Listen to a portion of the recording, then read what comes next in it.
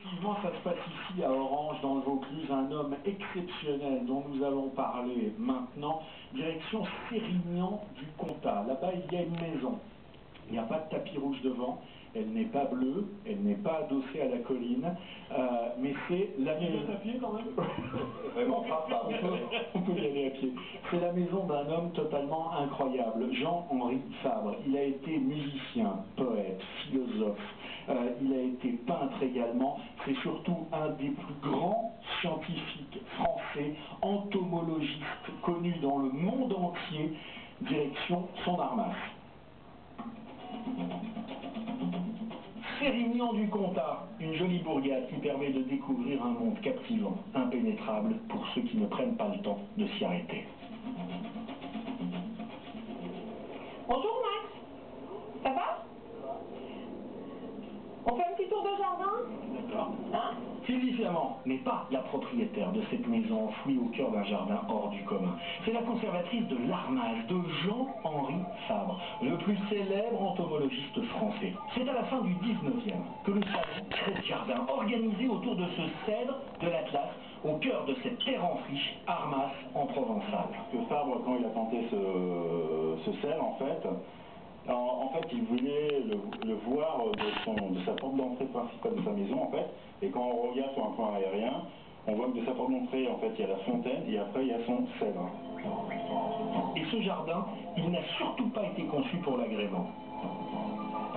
En fait, il a laissé la végétation typique de la région, en fait, s'installer et tout, pour que ce soit assez luxuriant. Et pour pouvoir aussi étudier ces insectes dans son milieu naturel. Jean-Henri Fabre était l'un des esprits les plus curieux de son temps. Il a laissé de sa passion pour les insectes et pour les plantes dans ce jardin, après avoir consacré sa vie à étudier les relations entre ces petites bêtes et leur environnement. Aujourd'hui, il est considéré comme le père de la biodiversité. Son but, créer un laboratoire vivant dans un morceau de nature presque sauvage.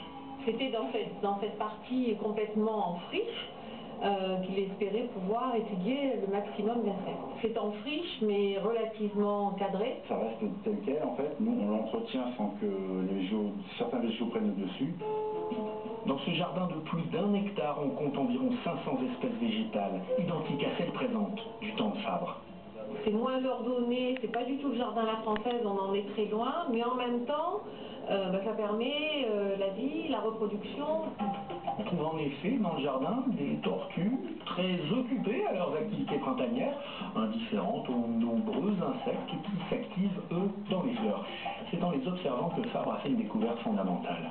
Aujourd'hui, on sait très bien que si on traite trop les terres, les plantes de façon chimique, les insectes disparaissent. Or, les insectes sont les pollinisateurs. Il a mis cette relation en évidence et aujourd'hui, on en est toujours là. Alors maintenant, on essaie de trouver des palliatifs, mais on en est toujours à cette relation plante-insecte-homme. Un trait de génie qui lui a valu les compliments les plus honorables. Darwin a bien dit de lui qu'il était l'Homère des insectes. Fabre a vécu jusqu'à sa mort dans cette maison et le décor de son cabinet de travail est resté à l'identique.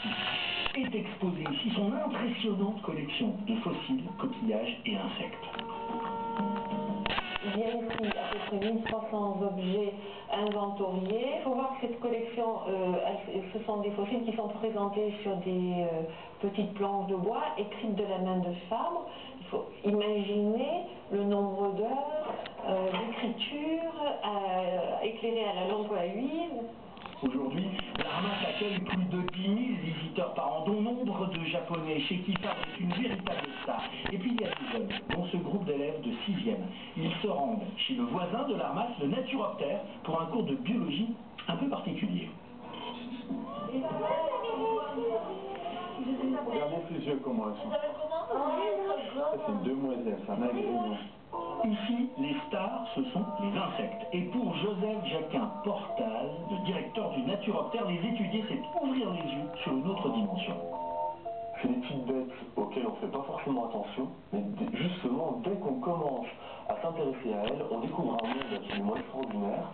d'une diversité incroyable. Je vous rappelle que les insectes sont les animaux les plus diversifiés sur l'ensemble de la planète. Quand on les regarde, et c'est ce qu'on essaie de faire en Naturopter, avec un regard approprié, typiquement avec l'optique qu'on peut avoir aujourd'hui, eh bien on voit des formes, des couleurs qui vraiment défient l'imagination. Ici, on peut découvrir des insectes vivants venus de tous les continents dans un bâtiment conçu selon des critères écologiques. Ces petites bêtes méritent au moins cela. Les enfants, eux, sont en pleine chasse aux insectes. Le but du cours, leur faire découvrir la richesse de l'écosystème d'une mare créée dans le Naturopter. Alors vous, je vous ai pris un petit peu d'algues filamenteuses. Là-dedans, il va y avoir plein de choses intéressantes aussi. Quelqu'un va le mettre dans son dessert. Tu mets, regarde vite. Un monde d'ordinaire invisible s'ouvre à eux. Et cela les passionne. D'accord? J'avais pas envie de peau.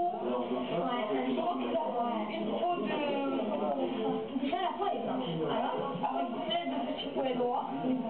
J'en ai un genre de petit fil.